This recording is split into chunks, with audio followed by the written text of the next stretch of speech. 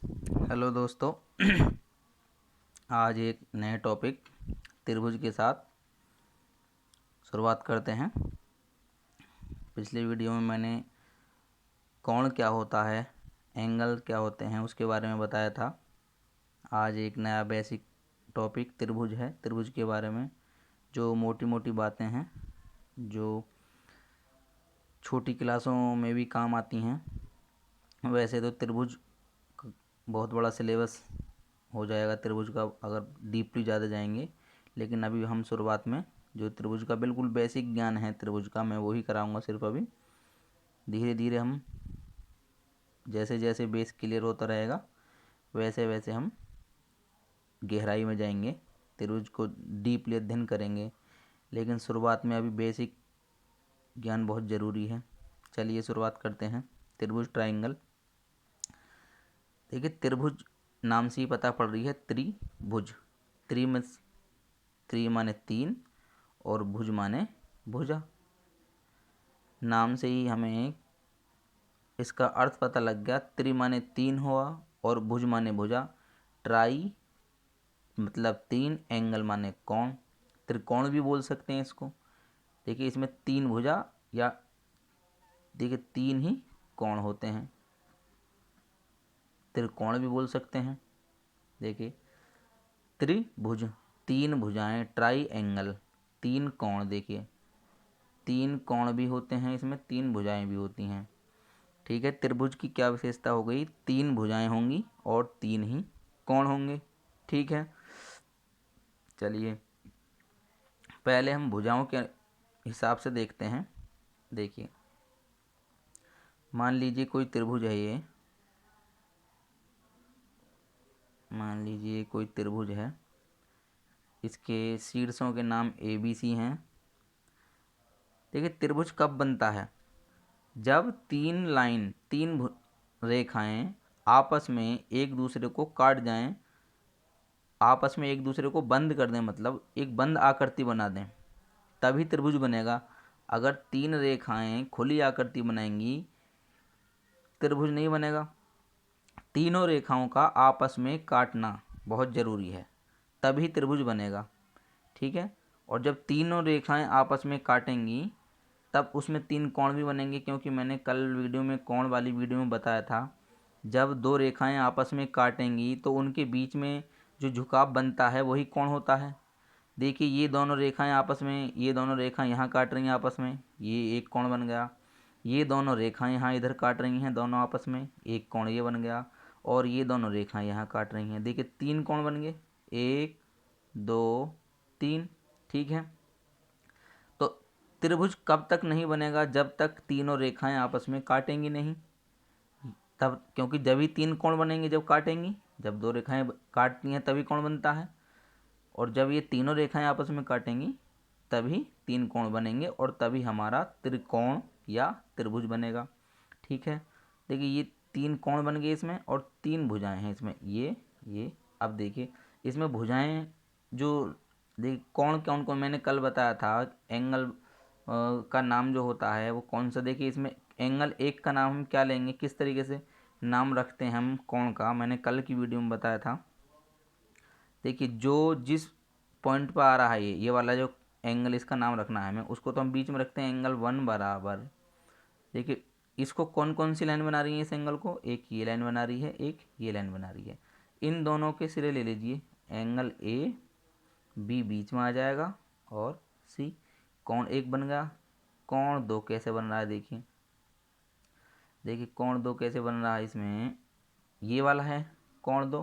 ठीक है, कोण दो में देखेंगे, देखिए C बिल्कुल पॉइंट पा रहा है बीच में, और इसको कौन सी लाइन बना रही है, एक तो ये BC और ये AC, तो इसका नाम हो जाएगा एंगल BCA। ठीक है, और इसका नाम ये भी रख सकते हैं, इसका उल्टा भी बोल सकते हैं। देखिए ये CBA, एंगल CBA, क्योंकि बीच में B ही रहेगा, और इसको भी इसी तरीके से एंगल ACB, इस तरीके से। और एंगल 3 ले लीजिए, देखिए एंगल 3 ये है, ये दोनों लाइन बना रही है, इसमें दिखाई दे रहा है बिल्कुल क्लियर। और बीच में A है, इस पॉइंट पर जहाँ बन रहा है बीच में A है, तो बीच में A लेंगे और दोनों रेखाएं कौन कौन सी, एक ये बी और सी। बी और सी को किसी को भी आगे पीछे ले लीजिए, कोई फ़र्क नहीं पड़ता, एंगल वही रहेगा। इसका नाम हो जाएगा एंगल बी ए सी। इसको ऐसे भी लिख सकते हैं, एंगल सी ए बी। ठीक है, इस तरीके से इसमें 3 कोण बनते हैं, उनके नाम इस तरीके से लिखे जाएंगे। ये एंगल बन रहा है, इसको देखिए दोनों लाइन कौन सी आ रही हैं, ये बीच में आएगा, सी बी ए बोल दीजिए या ए बी सी बोल दीजिए, कोई सा भी एंगल बोल सकते हैं। ठीक है, अच्छा ये तो इसमें कोण बन गए, ये तो थी कोण की बातें। और इसमें देखिए 3 ही भुजाएं होंगी। भुजा कौन कौन सी हैं इसमें देखिए,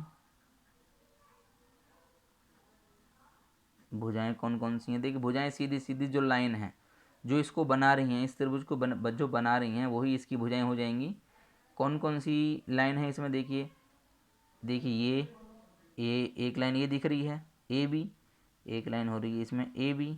ठीक है, दूसरी लाइन इसमें क्या है, ये भी लाइन है इसमें, ये भी लाइन साफ दिख रहा है, एक बी सी हो जाएगी, ए बी बी सी और ये सी ए। ठीक है, जिस तरीके से एंगल आगे पीछे ये नाम हो जाते हैं, इसी तरीके से इनके नाम भी हो जाएंगे। बी ए इसको बोल सकते हैं बी ए, इसको बोल सकते हैं सी बी और इसको बोल सकते हैं ए सी। ठीक है, चलिए ये कोणों की बात हो गई और भुजाओं की बात हो गई। त्रिभुज में 3 कोण होते हैं, 3 भुजाएं होती हैं, सबके क्लियर हो गए। ठीक है, चलिए अब त्रिभुज के प्रकार देख लेते हैं, मोटे मोटे प्रकार कौन से होते हैं। देखिए कल मैंने बताया था न्यून कोण जो है, न्यून कोण क्या होता है, न्यून कोण एक मैंने बताया था, न्यून कोण कल मैंने एक न्यून कोण बताया था वीडियो में। न्यून कोण क्या होता है, 0 से बड़ा होगा। ठीक है, देखिए न्यून कोण जो है 0 से बड़ा होगा। ठीक है, और 90 से छोटा होगा। इस तरीके से इसकी देखो समझ सकते हैं। देखिए 0 से बड़ा होगा न्यून कोण और 90 से छोटा होगा। ठीक है, इसके बाद में एक समकोण बताया था मैंने। देखिए पहले तो न्यून कोण देख लेते हैं एक। अब कोणों के आधार पर इसके प्रकार क्या होते हैं, देखिए त्रिभुजों के प्रकार,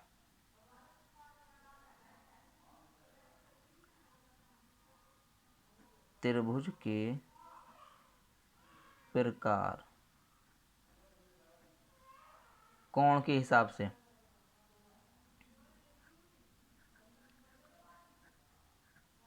कोण के आधार पर,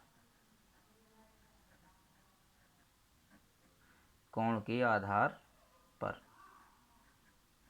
ठीक है, चलिए अगर बात कोणों के आधार पर आएगी तो कोणों के हिसाब से कैसे देखेंगे, तो हम कोणों के हिसाब से बांटेंगे त्रिभुजों के प्रकारों को। देखिए पहला आता है न्यून कोण त्रिभुज, सबसे पहला आएगा न्यून कोण त्रिभुज, न्यून कोण त्रिभुज।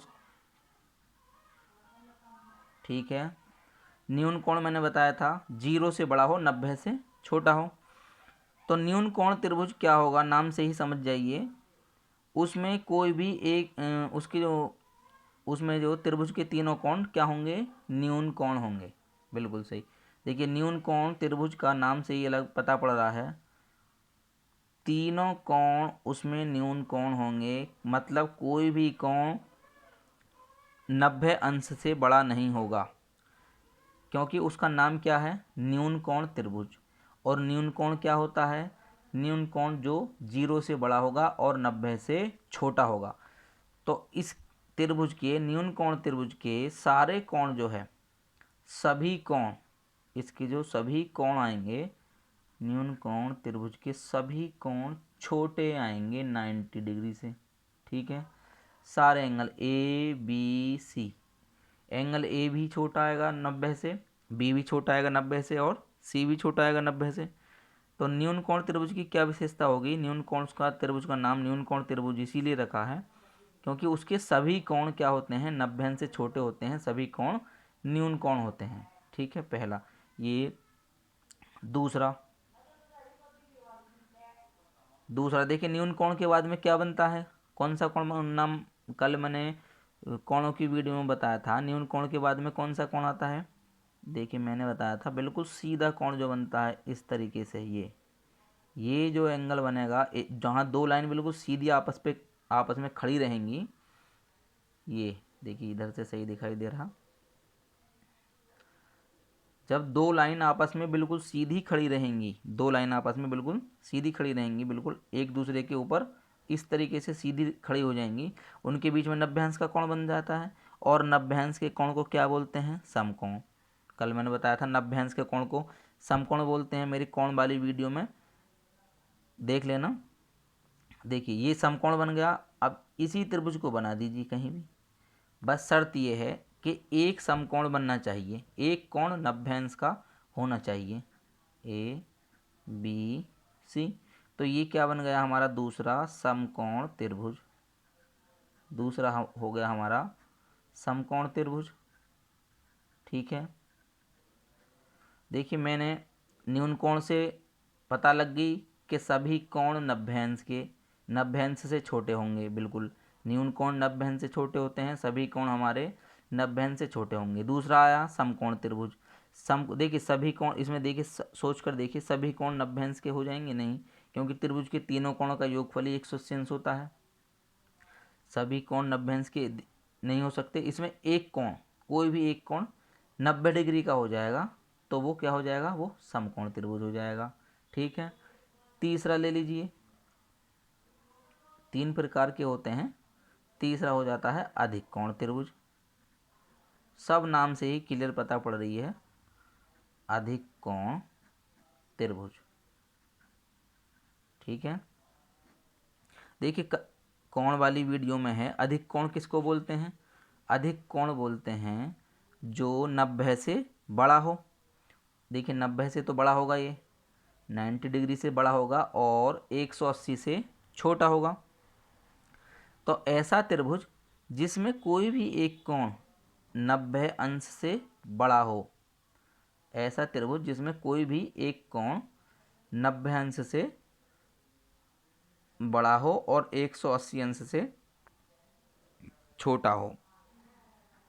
देखिए इस तरीके से कोई भी एक कोण 90 अंश से बड़ा हो और 180 अंश से छोटा हो।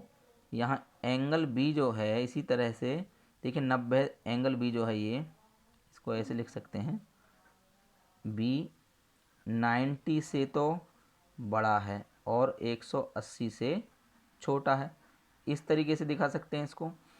तो ये जो कोण है ये अधिक कोण है, मतलब कि अधिक कोण त्रिभुज में नाम से ही पता पड़ रही है, कोई भी एक कोण अधिक कोण बन रहा होगा। और अधिक कोण कौन सा होता है? 90 से बड़ा होता है और 180 से छोटा होता है। तो ये 110, 120, 130, 150 कुछ भी हो सकता है।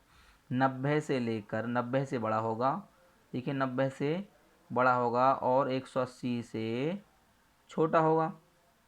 ठीक है, अब इसके बीच में इसके बीच में कुछ भी हो सकता है, ये मान लीजिए 100 हो सकता है, 120 हो सकता है, 150 हो सकता है, इनके बीच में हो सकता है कोई भी एक कोण 90 से बड़ा होगा, अधिक कोण त्रिभुज हो जाएगा। देखिए त्रिभुजों में अभी मैंने कोणों के आधार पर तीन प्रकार के त्रिभुज होते हैं। न्यून कोण त्रिभुज में सारे कोण न्यून कोण होते हैं, क्योंकि सभी कोण पॉसिबल हैं न्यून कोण होने। ठीक है, समकोण त्रिभुज में कोई भी एक कोण 90 डिग्री का, क्योंकि 90 डिग्री को ही हम समकोण बोलते हैं, इसलिए एक कोण 90 डिग्री का और ये समकोण त्रिभुज बन जाएगा। तीसरा, कोई भी एक कोण अधिक कोण हो, वो अधिक कोण त्रिभुज बन जाएगा। ठीक है, तीन तरह के हो गए। भुजाओं के, अब देखिए भुजाओं के आधार पर ले लेते हैं, भुजाओं के आधार पर भी तीन प्रकार के होते हैं।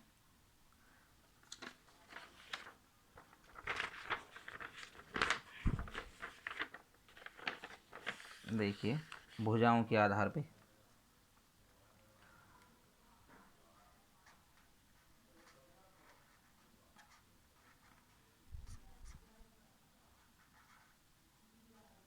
त्रिभुजों के प्रकार भुजाओं के आधार पर। ठीक है, भुजा के हिसाब से हैं ये। अभी वहाँ तीन कोणों के हिसाब से थे, तीन प्रकार के थे, और भुजाओं के आधार पर भी तीन प्रकार के होते हैं। तीन प्रकार के ही होते हैं ये भी। देखिए पहला होता है समबाहु त्रिभुज। समबाहु त्रिभुज, देखिए बहुत आसान है, नाम से ही समझिए, रटने की कोशिश मत करिए, हर चीज़ को समझने की कोशिश करिए। देखिए सम बराबर, बाहु माने भुजाएं, सारी भुजाएं बराबर हों, जिस त्रिभुज की सारी भुजाएं आपस में बराबर हों। देखिए इस तरीके से कोई भी त्रिभुज हो ए बी सी, ये मान लीजिए ये 4 है तो ये भी 4 होगी और ये भी 4 होगी, ये सारी भुजाएं आपस में बराबर हैं, उसका नाम समबाहु त्रिभुज है। देखिए इसका नाम से ही पता पड़ रही है समबाहु, सम माने बराबर, बाहु माने भुजाएं, तो सारी भुजाएं जिसकी बराबर होती हैं वो कौन सा होता है, समबाहु त्रिभुज। इसमें ए बी बराबर बी सी और बराबर सी ए, तीनों भुजाएं आपस में बराबर हो गई। देखिए दूसरा देखिए, समद्विबाहु,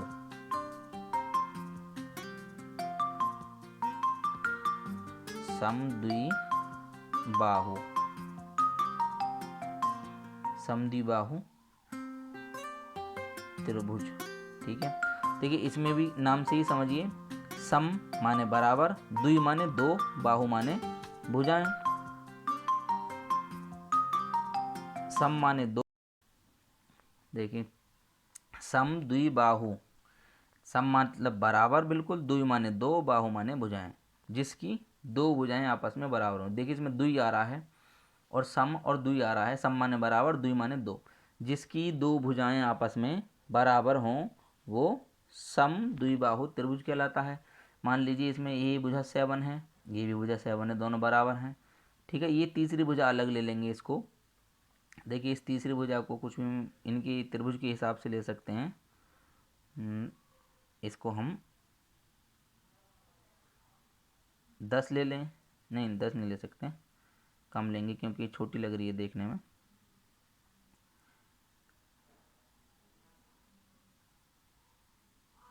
देखिए 4 मान लेते हैं। अब देखिए इसमें दो भुजाएं आपस में बराबर हैं, एक भुजा अलग है, तो ये कौन सा त्रिभुज हो जाएगा, समद्विबाहु। समद्विबाहु इसमें क्या है, ए बी बराबर है ए सी के, ठीक है, और बी सी अलग है, बी सी इनके बराबर नहीं है, वो अलग है, केवल दो भुजाएं आपस में बराबर हैं, तो समद्विबाहु त्रिभुज बन जाएगा। तीसरा क्या बनेगा, तीसरा बनता है विषमबाहु,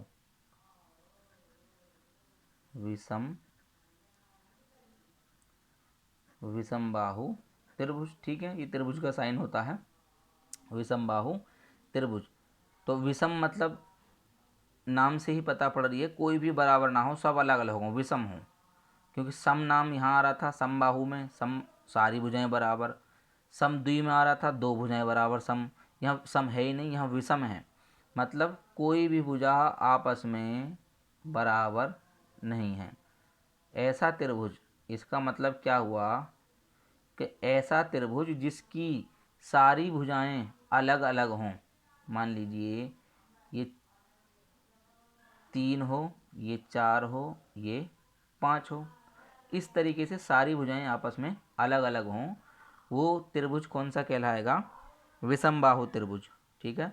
इसकी कोई भी भुजा आपस में बराबर नहीं है, तो ये कौन सा त्रिभुज हो गया, विषमबाहु त्रिभुज। इसमें ए बी बराबर नहीं है बी सी के, बराबर नहीं है ये आपस में कोई भी भुजा इसकी बराबर नहीं थी, और समद्विबाहु में दो भुजाएं आपस में बराबर थीं, और समबाहु में तीनों भुजाएं आपस में बराबर थीं, ठीक है। तो त्रिभुजों के प्रकार ये दो प्रकार के ही होते हैं, मैंने बताया अभी। एक तो कोणों के आधार पर होते हैं, ध्यान रखना, एक तो कोणों के हिसाब से होते हैं और दूसरे भुजा के हिसाब से होते हैं। कोण के हिसाब से भी 3 होते हैं और भुजा के हिसाब से भी 3 होते हैं। कोण देखिए, न्यून कोण त्रिभुज, दूसरा समकोण त्रिभुज, तीसरा अधिक कोण त्रिभुज, 3 हो गए, ठीक है। भुजाओं के आधार पे समबाहु त्रिभुज, समद्विबाहु त्रिभुज और विषमबाहु त्रिभुज। ठीक है, त्रिभुजों के प्रकार क्लियर हुए। ठीक है, त्रिभुज का एक और देखिए, एक त्रिभुज की एक मोटी सी और बात देख लीजिए। त्रिभुज के तीनों जो कोण बनते हैं, ये और ये, त्रिभुज के तीनों कोणों का योगफल, इन तीनों को अगर मैं मिलाऊंगा, एक दो, तीनों को जोड़ूंगा, एक दो तीन, कोण एक प्लस कोण दो प्लस कोण तीन, ये कोई भी त्रिभुज किसी भी तरह का बना लीजिए, कैसा भी बना लीजिए, किसी भी तरह का त्रिभुज बना दीजिए आप, उसके तीनों कोण, ये तीनों कोणों का जो जोड़ होगा, उसका तीनों कोणों का जोड़ कितना होगा, 180 अंश। ये बात ध्यान रखना, त्रिभुज के तीनों कोणों का योगफल कितना होता है, 180 अंश। देखिए मैं यहाँ हरे कलर से लिखता हूँ, त्रिभुज के तीनों कोणों का योगफल ए दो तीन, ए बी सी, कोण ए प्लस कोण बी प्लस कोण सी बराबर कितना हो जाएगा, 180 अंश। ये याद रखना, बहुत जगह काम आती हैं चीज़ें। त्रिभुज के तीनों कोणों का योगफल 180 अंश होता है। ये कई जगह काम आएंगे, कंपटीशन में, क्वेश्चनों में भी सॉल्व करने में भी काम आएगा ये चीज़। चलिए बच्चों, आज आपका त्रिभुज क्लियर हुआ। उम्मीद करता हूँ त्रिभुज के बारे में जो ये मुख्य मुख्य बातें थीं, किस के प्रकार के त्रिभुज हैं, कोणों के हिसाब से क्या है, भुजाओं के हिसाब से क्या है, और त्रिभुज के तीनों कोणों का योगफल कितना होता है, यह समझ में आया होगा।